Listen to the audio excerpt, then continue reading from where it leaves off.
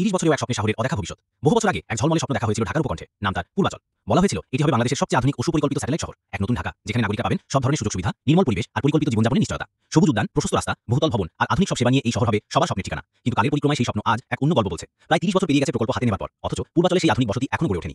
আকাশ থেকে দেখলে দেখা যায় এই সুবিশাল এলাকায় এখনো বেশিরভাগ জমি খালি পড়ে আছে। ২৪,০০০-এরও বেশি আবাসিক প্লটের মধ্যে মাত্র ৩০০টির বেশি প্লটের জন্য নকশার আবেদন পড়েছে, যার মধ্যে ২৫০'র মতো প্লট অনুমোদন পেয়েছে। কিছু ভবন হয়তো নির্মাণ করা হয়েছে, কিন্তু সেগুলো সিংহভাগই খালি পড়ে আছে, জনশূন্য। আধুনিক আবাসন কমপ্লেক্সের বদলে এখানে চোখে পড়ে আধা পাকা একতলা কাঠামো আর অস্থায়ী সব স্থাপনা।